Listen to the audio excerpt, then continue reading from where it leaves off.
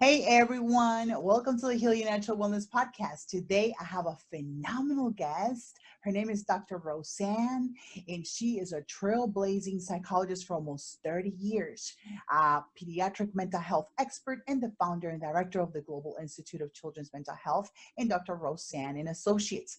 Her Connecticut-based center, established in 2001, has helped thousands of children and adults reverse the most challenging conditions such as ADHD, autism, anxiety, depression, concoction, learning disability, Lyme disease, pandas, and many more. Dr. Roseann treats these conditions using proven holistic therapies such as neurofeedback, biofeedback, psychotherapy, and nutrition using her trademarked 2-week intensive 360 reboot program. Her mission is to teach parents how to reduce and reverse their child's symptoms using proven natural therapies. In her book, It's Gonna Be Okay, and of course, the Get Unstuck program, the step-by-step way to change your child's mental health, give parents the tools for lasting change. Author of the Teletherapy Toolkit, Therapist Handbook for Treating Children and Teens, and course, the first of its kind, is a professional's guide to virtual therapeutic activities and how to keep kids engaged in teletherapy. She is also co-authored of the best-selling book, Brain Under Attack, a resource for parents and caregivers of children with PANS, PANDAS, and autoimmune encephalopathy. Named a thought leader in children's mental health by Forbes, she has been featured on dozens of media outlets such as The Mel Robinson Show, Fox News, CBS, NBC, and many more. Welcome to the Heal Your Natural Wellness Podcast, Dr. Roseann. Well, thanks, Astrid. Glad to be here. It's a pleasure to have you. Super excited, guys. You're going to love Dr. Roseann. I haven't known her for a long time, but I'm already in love with her. She's got a beautiful background. Her energy is phenomenal, and she also has really, really good stuff to help children. So we need Dr. Roseann around, and I'm going to keep her around for a long time. So let's jump in. Why don't you, before that, some of the topics that we'll be covering are going to be teletherapy toolkit, how to keep special needs children engaged, how can we help children during this pandemic, like the right tools, what will be the long-term impact for them, and also tips for working and learning from home during the coronavirus. I know a lot of parents are overwhelmed, anxious because of all these new changes with the pandemic. So let's jump right in. Dr. Roseann, why don't you tell us a little bit about your journey? How did you get into the holistic part of the mental health for children and everything else? Yeah, and Astrid, those are great questions, so I can't wait to dive into them. But I actually work with all ages. It's just that I'm a woman on a mission. I am going to change the way we view and treat children's mental health. And I have been working really actively on it for a long time, but now that's part of why I do the media, because it really gets the message out there that we are the CEOs of our own health and we can reverse our own issues, including mental health. And, for a long time, we've been feeling that it's not okay to be uncomfortable, and people want to take a pill really quickly and make things better, but it's okay to be uncomfortable. And I think the pandemic is reminding us of that, that you can't just take a pill. Sometimes we need to change our behavior. So it's the focus of my work to improve the brain and body, but it's also to change the behaviors. But I have always been holistic. I'm the daughter of Italian immigrants. And so I didn't know that, food wasn't medicine, because it is. Right. And, I never had, my parents made everything from scratch. We didn't have processed foods until maybe I was like a teenager. And we just used natural remedies for things. So I really believe that it was my calling to be a mental health provider. And I was a young child, and I used to just say, I want to be a psychologist. And I really don't even know where it came from. It was just a knowing for me.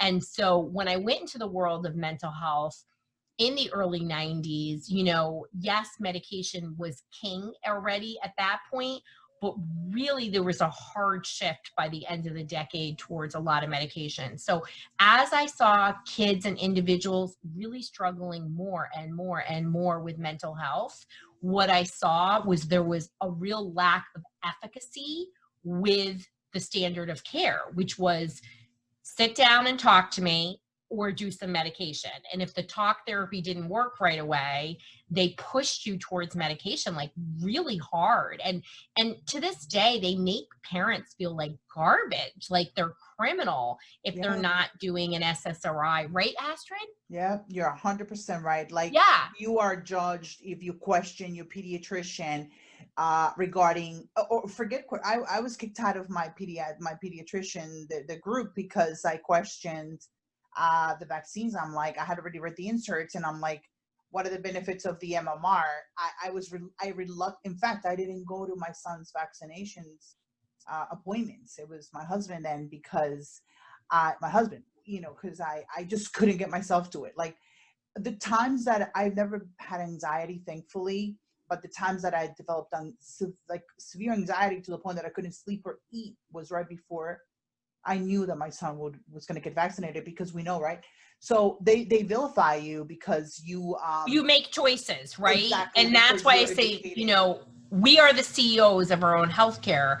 And, when it comes to mental health, it's just such a dinosaur, right? They really are ignoring evidence-based treatments that reduce and often reverse mental health symptoms. Like, and parents and individuals come to me all the time and they're like, why are we not hearing about this? Like, so last night I was doing a follow-up. So, a lot of my work is based on neuroscience and evidence-based treatments. But when people work with me in person, they start with something called the QEEG brain map, where they come in, we look at how their brain is functioning through this technology called a QEEG, and it does an average of the surface electrical activity of the brain, and fancy words, but basically it gives me a picture of the functioning of the health of the brain. And you can see, like, is this person have anxiety? Does this person have ADD?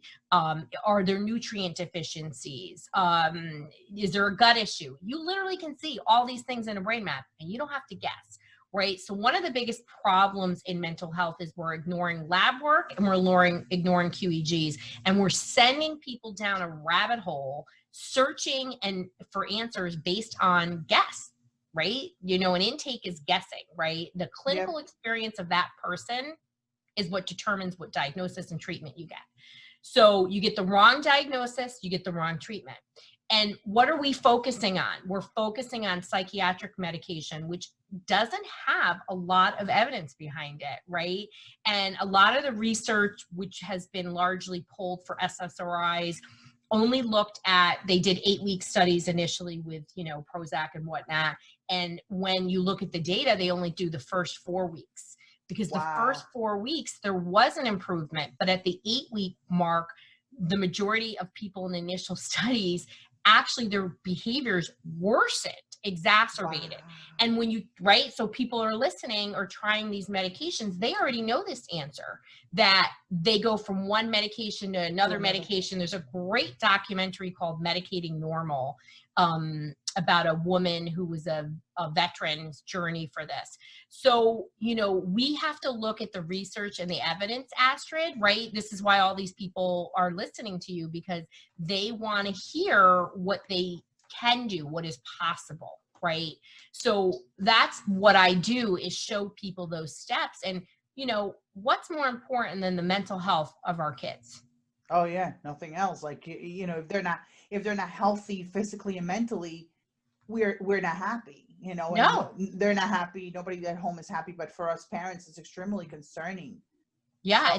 You're only as happy as your happiest child, right? Like, so if your kid's unhappy, like you said, we're really going to struggle. And, so many of the parents that I go to, that come to me, I should say, I might be the 10th, 15th, 20th provider by the time they get to me.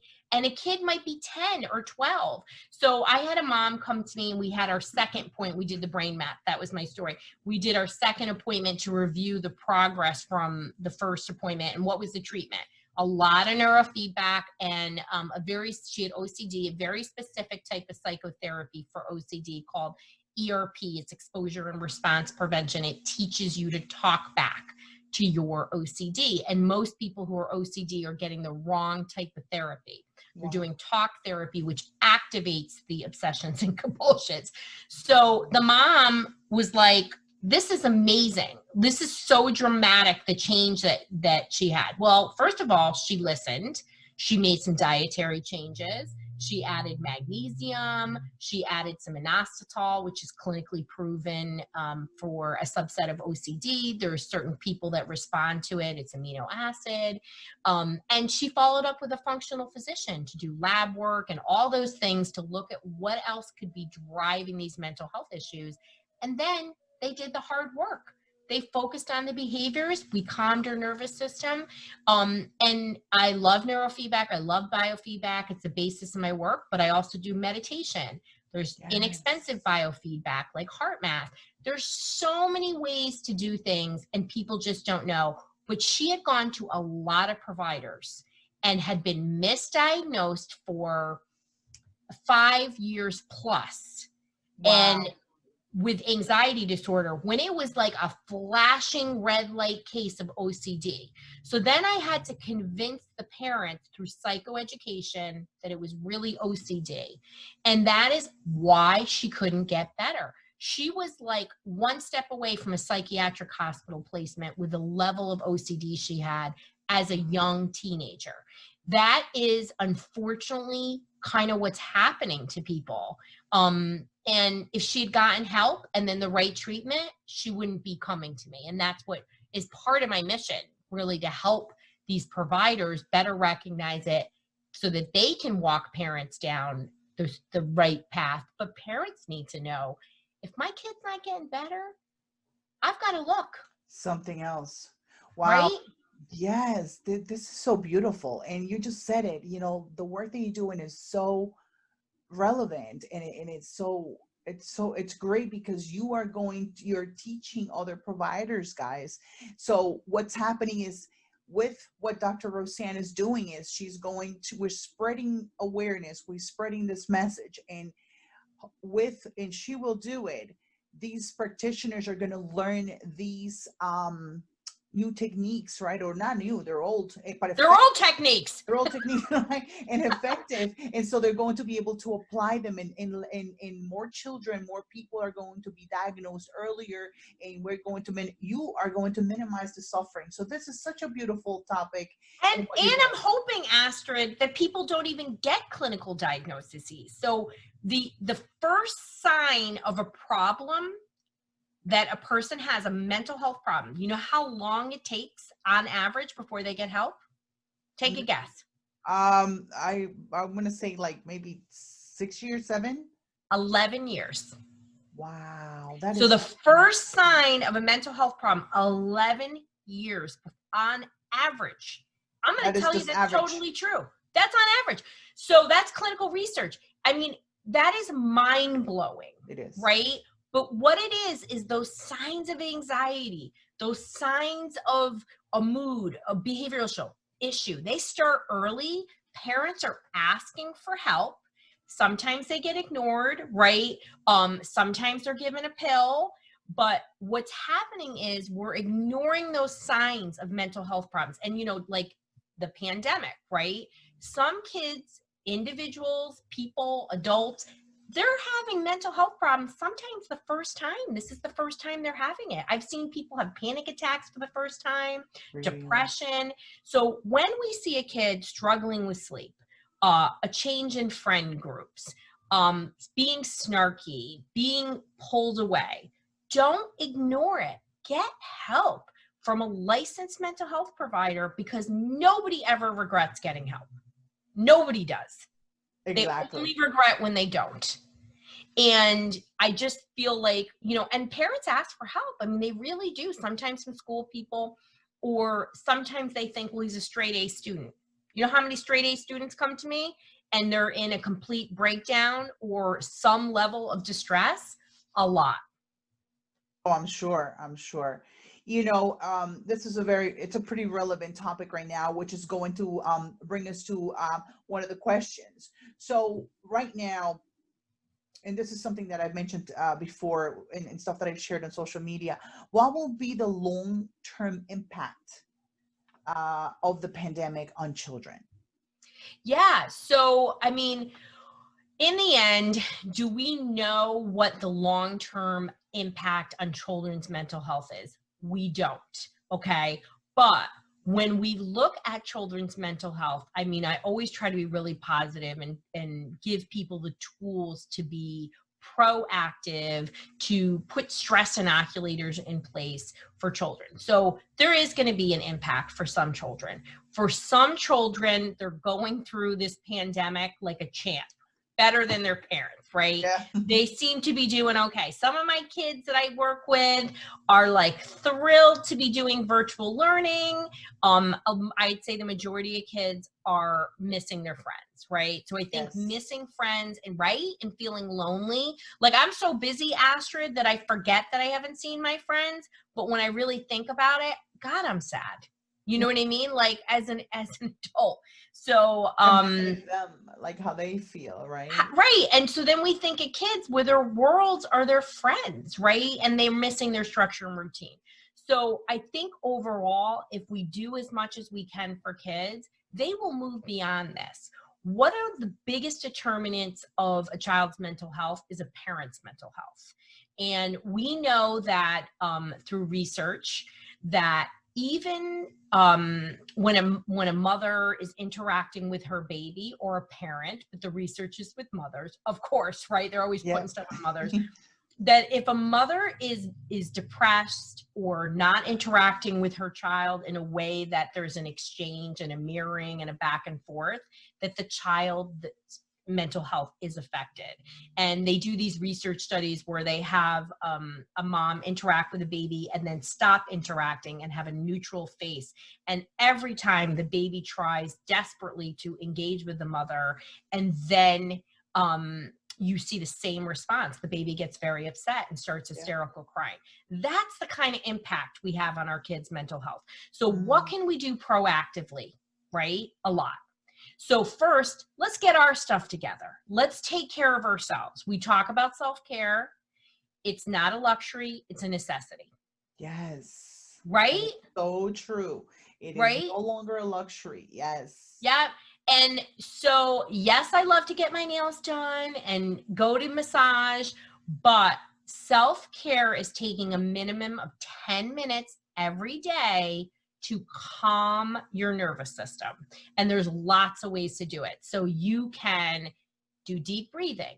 You can take a magnesium breath. You can do some biofeedback like heart math. You can do the free downloads of meditations everywhere. There's lots of things that you can do, but we must quiet our nervous system for at least 10 minutes a day. And we know that after 40 days of meditation, 40 straight days of meditation, your brain actually changes. So there is a huge impact and we're on constant overload. So that is important. So first take care of yourself so that you can better respond to these crazy stressors that we have on us in this pandemic. I mean, I have moms and dads who are like working from home. The kids they got 4 kids. They're trying to do virtual learning. I mean, this is a hard time. And I think acknowledging it's a hard time, but then trying to keep it together when, nobody's perfect, right? Mm-hmm. But try your best to be an example for managing stress. And when it's not perfect, tell your kid, like, I'm having a really hard day today. I didn't sleep at all last night and my boss needs this by 10 a.m. What do you think we could do right now? And, that's how I talk to my kids, and my kids are problem solvers.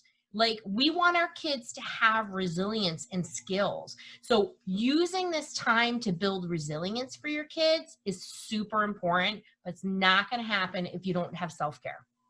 Absolutely. That's an excellent point and very important. I have a question. Like, what is because even myself, if we're going to be vulnerable here, I have sometimes a hard time on what to share with my son. He's 9 years old and whatnot. So I want him to, you know, to see that I'm strong, that I'm resilient. I teach him resiliency, and also be able to express your feelings. Let ride your emotions, don't hide them. I let him express himself, but then sometimes he tries to, did you work late last night? Are you tired? And so I battle with like how much to share with them, especially at these times. What are some of the things, like you mentioned, you said you talk to your children and you say, I need to get this deadline done and stuff like that. Like, is that appropriate? Like, what is appropriate and what is not, for example? Yeah. So first of all, there is no roadmap for this, but this is an ongoing conversation, and it starts with, so my kids, I've always spoken to them like this. So it doesn't mean you can't start, but you have to weave it in, and you have to make sure you're talking to your kid at their developmental level. So, you might have a 9-year-old who's like a 57-year-old, like my 10-year-old came out like a 57-year-old, and I could talk to him at 2. Like I could his brother at 15. You know what I mean? Like he gets it. He makes these connections. He's so funny. He says he's not going to be a therapist, but I'm like, oh my God, you're like so a therapist, Mind blowing. Like my son too, sometimes he's very eloquent, and some of the things he says sometimes just throws me off. Like, what do I say to this? Yeah, like so deep, right? Yeah. So know where your kid is and have these conversations. So, I grew up in a household where things were very open on a lot of levels. So they're business owners. I learned all kinds of things about business, like if they were buying a property or something like that, Italian immigrants, right? We talked about it. I knew about it. And we knew to keep it private. And these are just part of our conversations. Like I didn't know it was abnormal, and how grateful am I today for those conversations. Mm-hmm. But do you tell your kid everything? Do you tell them how distressed you are? Absolutely not. That's not appropriate. But right. In the case of what you're saying, like, you could be like, so for example, this has been crunch time, right? I wrote 4 books in COVID. We decided to launch the last book first. This has been, the whole Hodge family is on board on this ship. So we were like, listen, kids, this is what's going on. Mommy's doing this. Daddy's going to be doing this. Grammy's going to be on. I let everybody know. Kids need, in this time of feeling that things are out of control, communicating in advance and having family meetings are important. So if something's going on, like, hey, I got a big week this week, have a family meeting about it. Show your child what your schedule is. You never want to make them feel bad or guilty. You're just informing them. But when real life stressors happen at that moment, that's an opportunity to show your child how you're managing it, because they're going to learn from that. They're going to learn the healthy ways to do it. And if you do things, like I always tell everybody this story, I had this breakdown one time in the middle of BJ's where I was screaming at my kids, and I'm not perfect. Right. I don't remember what right. None of us are. I don't remember what it was for, Astrid, but I remember being so mad and just being like, I had it. And, not one person came up to me and was like, whatever. I literally was crying and yelling. And I think we left the store. Like, I was like, I can't even take it anymore. You know how it is when your kids are little and, whatever. And one of my kids is really challenging and pushes the limits of things, right. And I'm sure I was sleep deprived and all that other stuff. So, I went back and was like, look, that was the worst possible thing I could have done. I yelled, I screamed, who knows, somebody could have called the police, whatever. I literally broke it down, but that was not a new conversation. These are conversations that we have, and my kids are used to me almost problem solving out loud. If I get an argument with their dad, I'm not going to be like, I got an argument with dad. That's not appropriate. But when we know there's something that has an impact and you can use it in that way, that's really when it's really helpful, Astrid, for your kids to understand, you know, they're not your therapist, but they should know what's going on in the household. And I love to do it with a family meeting, and to say, have a family meeting once a week. You can ask them what's going on with them. What are you concerned about? You know, recently, so busy, people started calling me in the car in the mornings. Well, my 10-year-old was like, I'm not cool with that, because that was his one time where he's like alone with me. And I had to tell everybody no more phone calls. So, and that was okay. And it was great because he got a voice and he let me know, and he needs me. And I needed to be like, guess what? For the 30 minutes I'm in that darn car, I'm not doing work, right? I need to be present and engaged. And it wasn't that hard to do. Excellent. Yeah, that is very interesting. You know, sometimes they test us in many ways, but they're also very resilient, and they're also very receptive. So we got to keep that in mind as parents. Excellent. So let's move on to, thank you for answering that. Let's move on to the next question. How can you handle coronavirus anxiety as a therapist right now? Yeah. So I know a lot of therapists are still not seeing, you know, people are working in different capacities where they have to actually see people. So at our center, we are doing both teletherapy and working with people virtually, and we're in person. And I had some individuals who were completely anxious about returning to work. And I know a lot of people that are anxious about returning to work in general. So, you know, so a lot of therapists have chosen to do teletherapy to address their anxiety, and that's okay. I think we always have to worry about, there are people that are so panicked about getting sick. And I coined this term called reentry panic syndrome, because people didn't want to re-enter the world and started getting panic attacks. And some people had anxiety before, some people didn't. And it was really stopping them from healing and moving forward. So I have something called the REPS protocol, and it's respirate, envision, and, you know, put into practice all of those components that you know are your stress management tools, so that you can start changing your life. And, you know, it goes back to that taking a breath, visualize success, you know, tell yourself, say it out loud, practice it, right? That's what the P is for. And put those stress management strategies every day into place so you can mitigate your anxiety. And I think anytime anybody's stuck with any mental health issue, reach out to a licensed provider. And if a provider is struggling with their own mental health, they need to go and see somebody too. Everybody can be struggling at any point with mental health, but during this pandemic, we're seeing an uptick. We're seeing an uptick in mental health, for sure.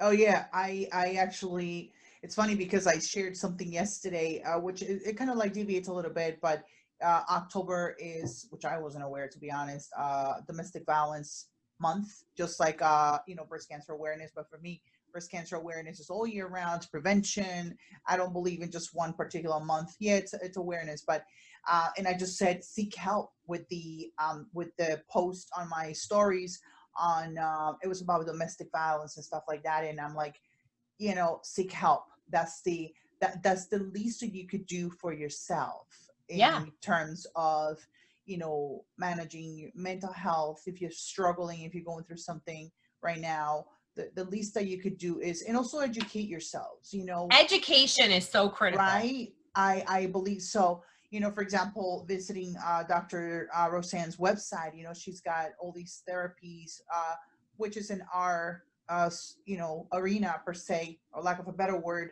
in terms of holistic ways to do it. You know, we talk about the gut brain connection. I've had other podcasts with this. You know, lifestyle is very important.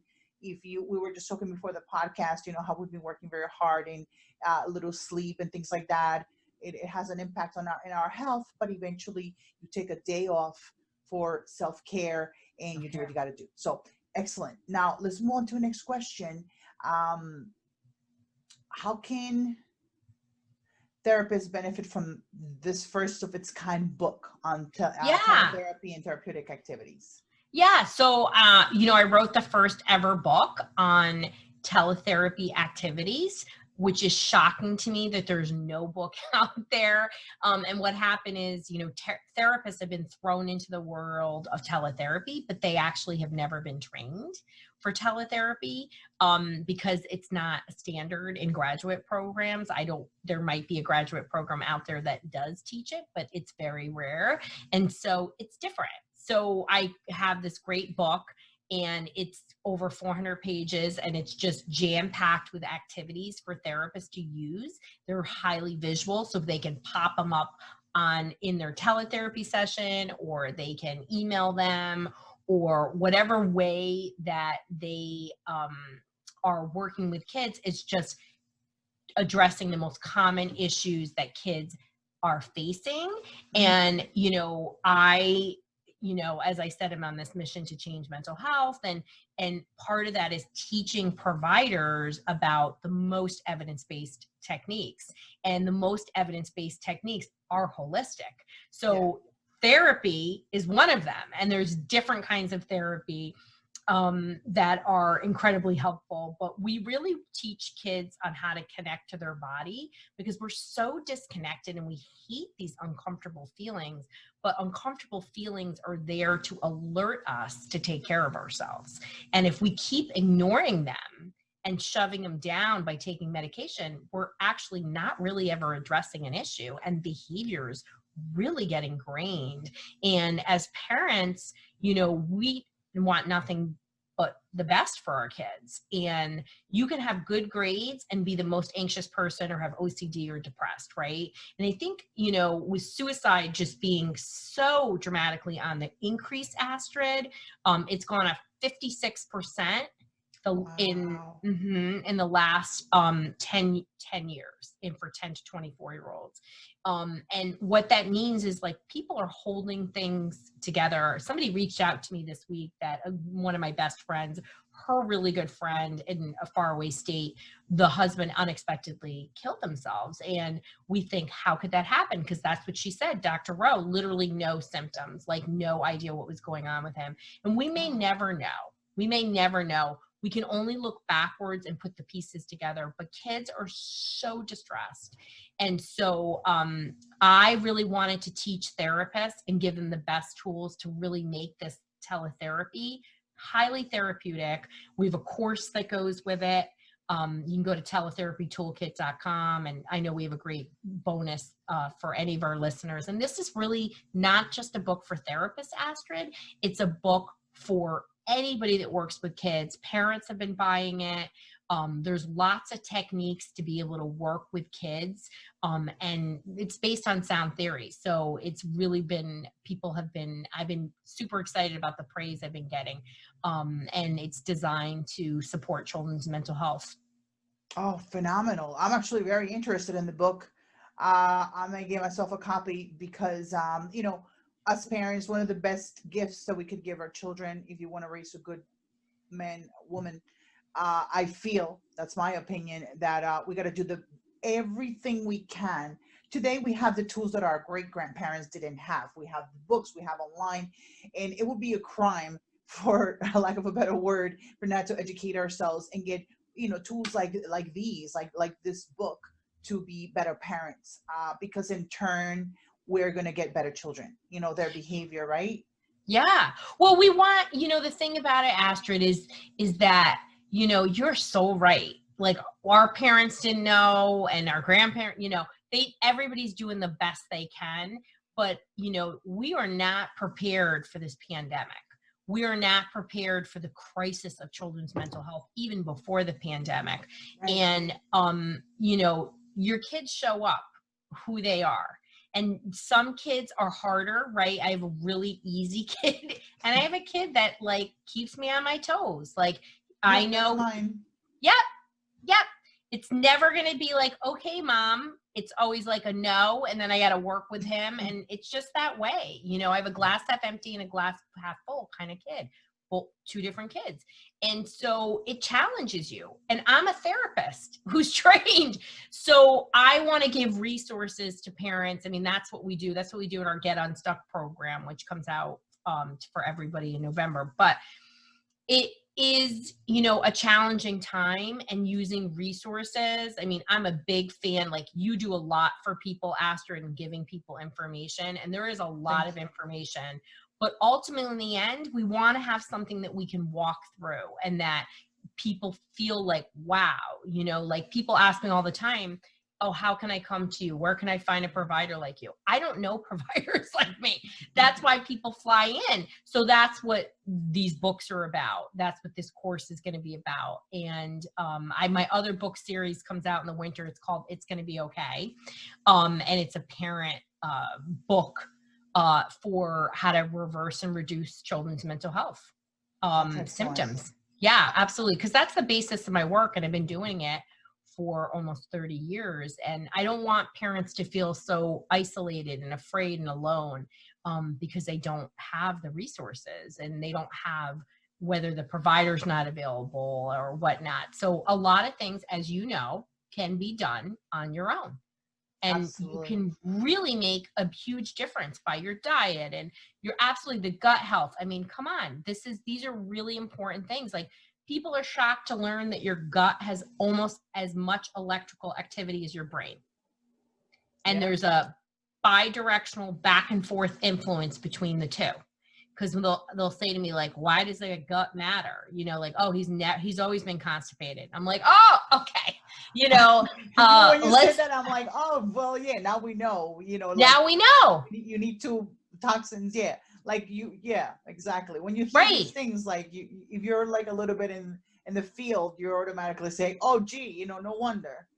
But parents don't know, and in their pediatricians aren't telling them.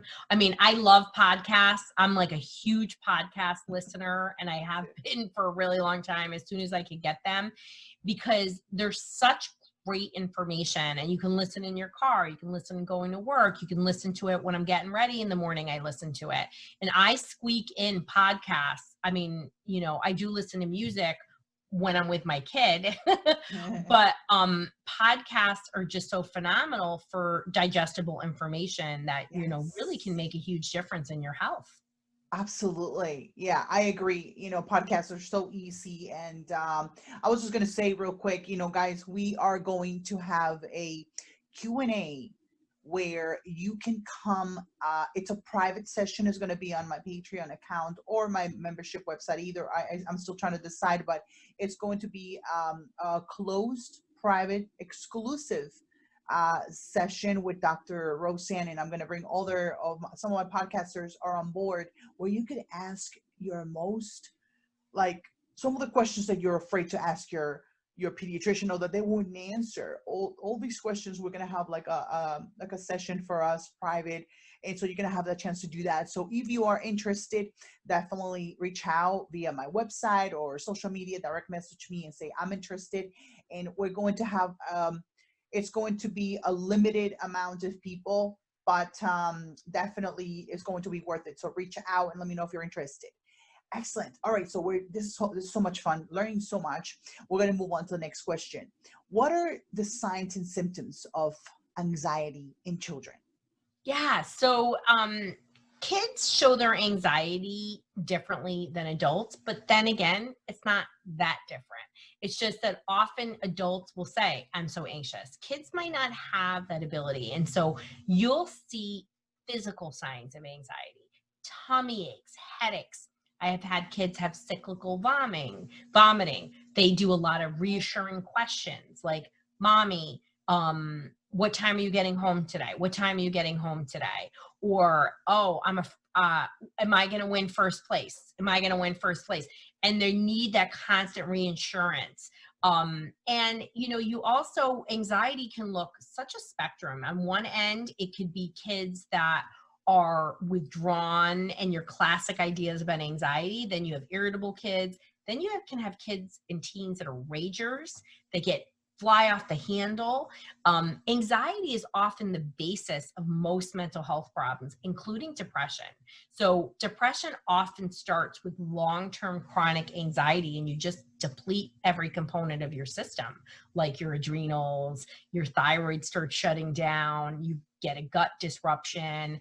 And people are often surprised to learn that about depression, and that's where you can unwind these mental health issues by repairing the brain and body, but then coming in with new tools to learn how to prevent those same things from happening. But, when you see your kid is a change, or some kids have always had anxiety, and you don't have to be doing terrible in school, and you can be well liked, you can have a lot of things going on in a positive and be highly functional and still show high level of stress and anxiety.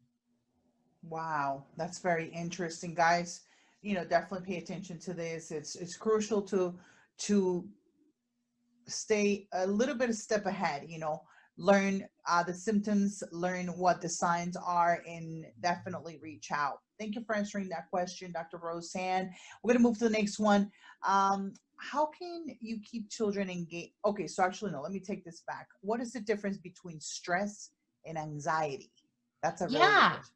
Yeah. So anxiety is a situational stressor, something that happens that causes you to experience stress, right? So for, a child, it could be they did badly on a test, or forgot to turn in an important assignment, or got in trouble when they weren't supposed to get, they got in trouble when they didn't do anything wrong. And so the nervous system reacts and gets into this stress state and then calms down.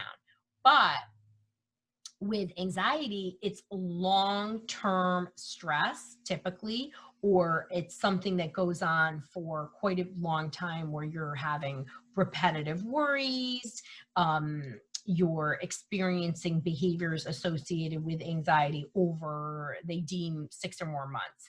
I don't know if that is, that where that is absolutely the hard line, but it's something that's around. So it's not one stressor, it's experiencing stress and distress for a lengthy period of time. Gotcha. Yeah. Excellent. All right. So as I'm listening to this, and I'm reading actually some of our notes, something else came up. We have something here that says some of the topics that we're going to discuss. 5 things a therapist can do right now to help an anxious child. I wanted to touch on that, but also, what are some of the things that a parent could do? Because now it's different. So with the pandemic, none of us have experienced a pandemic like our children are. So what are 5 things that a Yeah. parent could do? And it's the same thing for a therapist as it is for a parent, Okay, right? good. So, I think the first thing is, to provide structure and routine. So we have lost control, or feel that we've lost control. And yes, some people really have lost control. They've lost their job. Their income is different. Their work is different. The kids' school is different. Nobody can see their friends. We can't travel anymore. There's a loss of control. Okay. This is not forever. This is definitely not a short-term thing. This is going to go on for a bit. So what we can do is, when structure and routine is placed in, kids have predictability. They know what comes next, and it really helps kids to feel okay. So that's the first thing you can do. The next thing you can do is you can teach kids that they do have control over themselves in that moment. And so when we teach kids that we can control our mindset, right? So resiliency is about 3 parts. It's having how you view things, how you manage things, and how you recover from stressors, right? So in that resiliency component, we can teach kids that how they look at a situation is in their control, right? So 2 people can experience the same stressor and have a totally different response to it. Yeah. Why is that? It's because they have a resilient mindset. They say, okay, all right. I mean, now this week we don't have school because there was a COVID case. So teaching them and showing them through your abilities, right? And, the third part is role modeling. So number 3 is role modeling stress management techniques for kids, because when they see, oh, Mrs. Jones, the teacher, or my mom and dad are actually doing things for themselves, and that's how they problem solved, that's how they learn. They learn by watching, not you need to do this. I just did a terrible job at this, but you need to do this. They're Right. watching us. And then, I would say that, 4 is really showing them how to actually use stress management techniques.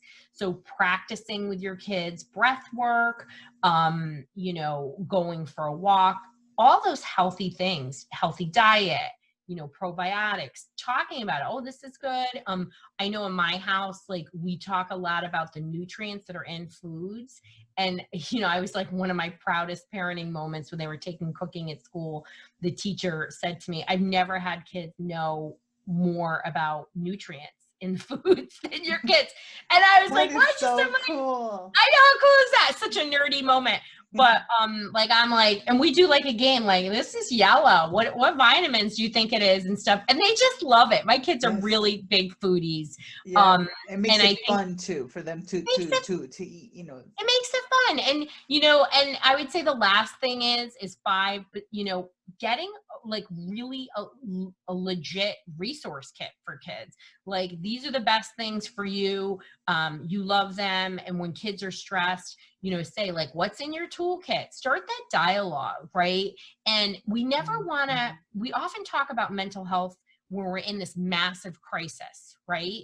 And there's never a bad time to talk about mental health, but let's show them and talk about all the ways that they can do things for themselves, how they can deal with a bully, how they can, deal with all those things that come up in life, and really reinforce them for taking action, right, in a positive way. So we're more likely to change behaviors by reinforcing what we want them to do than telling them what they just did was wrong. It's simple learning principles. So getting that dialogue open, and I think sometimes we just think kids, yes, they do absorb, but sometimes we just really need to have very direct conversations with our kids.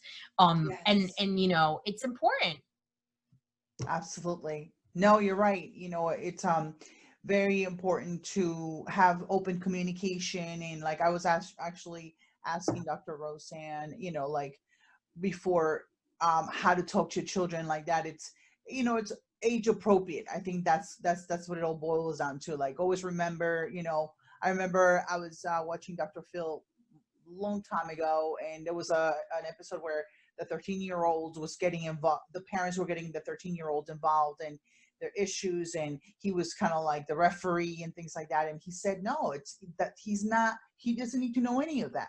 He's still, this is not the age for him to be knowing all these things to get him involved. So it all boils down to that. Thank you for answering Yeah. that question.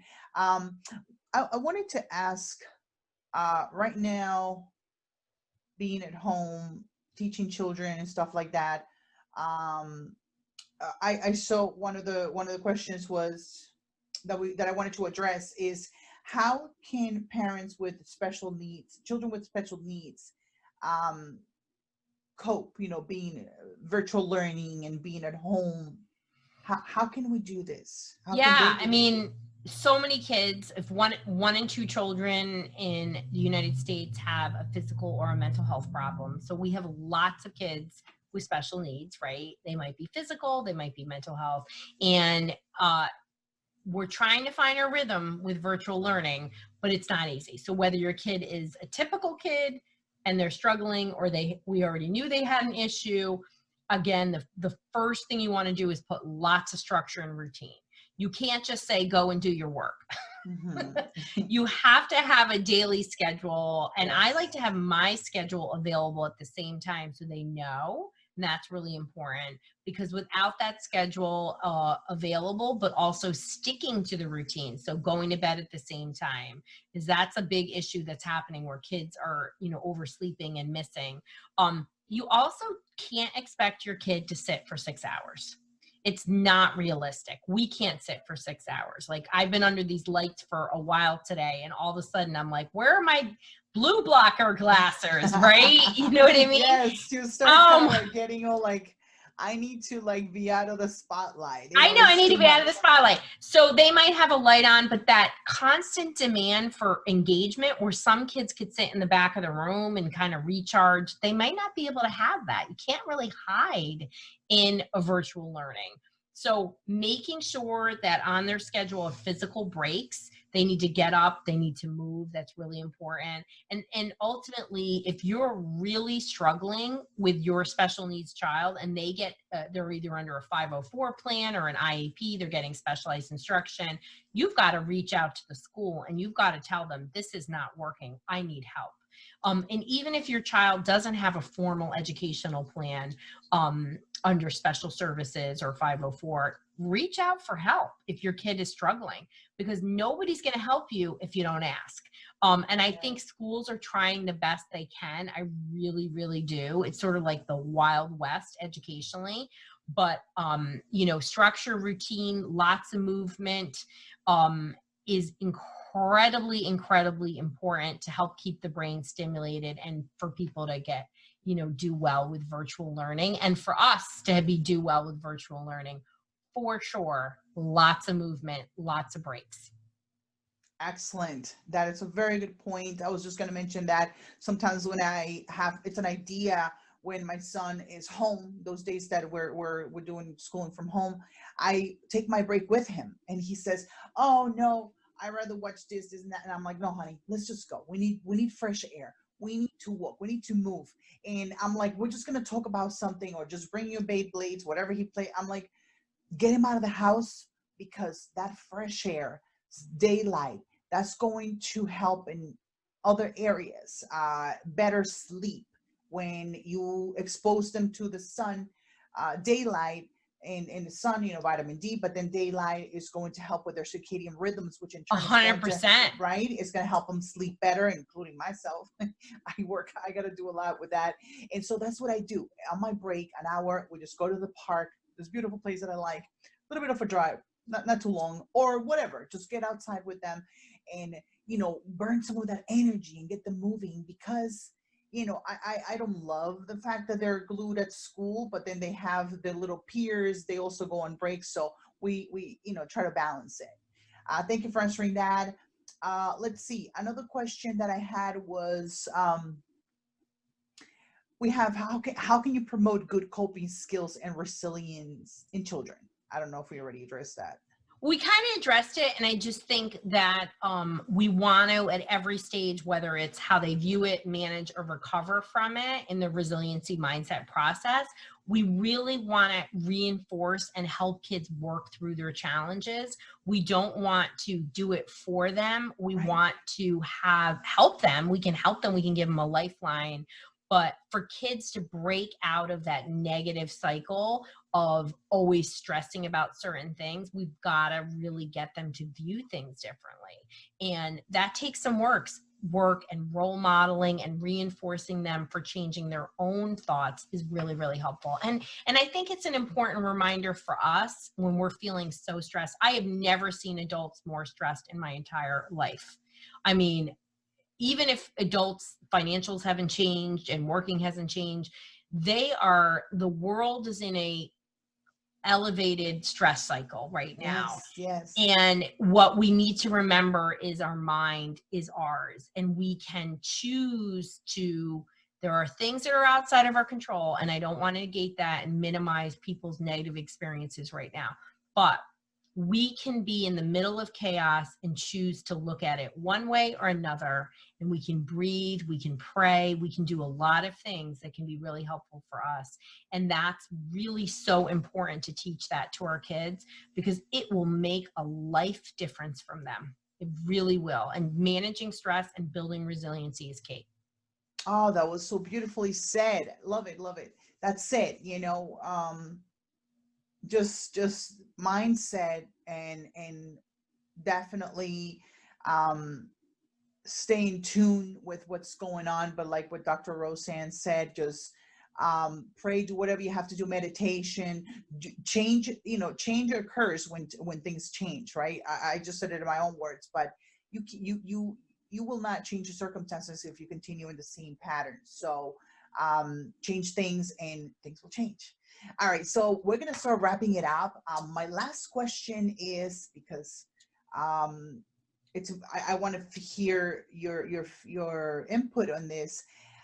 When it comes to mental health, the gut, we were talking about that before, there's a connection between the microbiome, the gut, and the brain, right? So based on your experience and your knowledge, your amazing wisdom, what would you tell our listeners and our viewers? What would you suggest in terms of lifestyle and diet? Like 5 things that you think are crucial for children's mental health. Yeah. I mean, gosh, my number one, I don't prescribe to a diet, even though I generally follow a paleo diet for myself and my own health issues. I believe in an anti-inflammatory diet. That's the most evidence-based approach to mental health. And so, what are the top things you can do for kids in this umbrella of a anti-inflammatory diet? So that is reducing or eliminating dairy, sugar, and gluten. Okay. Now, this is where people get stuck. Why? So these are inflammatory foods, and we know a direct causal link between brain inflammation and anxiety and depression, autism, a bunch of other things through clinical research. So if we reduce our inflammatory foods, our mental health improves.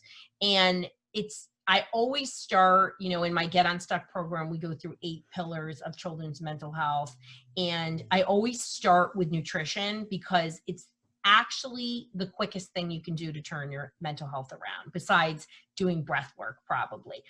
So starting there is really critical. So you might say, oh my gosh, that's all my kid eats. Start small. Start making swaps is where you start. So doing that, and then really adding in nutrient dense food. Healthy fats are critical. They're so low. We need healthy fat for the neurotransmitter activity in our whole nervous system, between our gut and our brain, right? And our vagus nerve is what connects the two, and it's really important. And consistent protein. So kids are not getting enough protein, and level blood sugar is directly related to mood issues, anxiety. And so giving them those consistent protein pieces are important. So that anti-inflammatory diet, putting stress management techniques are your 2 biggest things that you can do on your own that have a quick and immediate effect on mental health. And I like to do these things as a family. I don't like to just do this for one child. Yes. It's a lot of pressure on one child.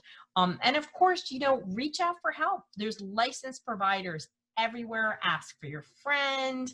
Go on to, the big websites like Anxiety and Depression Association of America. You can find a provider anywhere. And teletherapy has made it where there's no borders, right? So right. You can find in your state somebody that's 6 hours away if you live in Texas, and you now can go to them, right? Mm-hmm. Because you're doing it via teletherapy, which is amazing. It's amazing. Yes, that's it. You couldn't have said it better. Thank you so much for answering that. Well, this basically concludes the podcast. But before we go, I wanted to mention that, again, remind you of that Q&A that we're going to be having on Patreon or my membership website. So stay tuned for that, and definitely reach out if you are interested.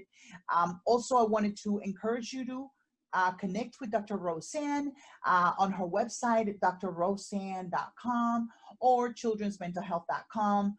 Also, there is the new website is called hold on, that is so I have teletherapy toolkit, but I also have a bonus for your listeners. Okay. So if anybody wants these amazing coping statements that you can use for yourself you can share with your kids. You can be a school professional, you can be a parent, you can be a licensed therapist, but there are all these coping statements. I think there's 6 pages of them that I've been collecting for 30 years, and ways to help your kids learn coping skills.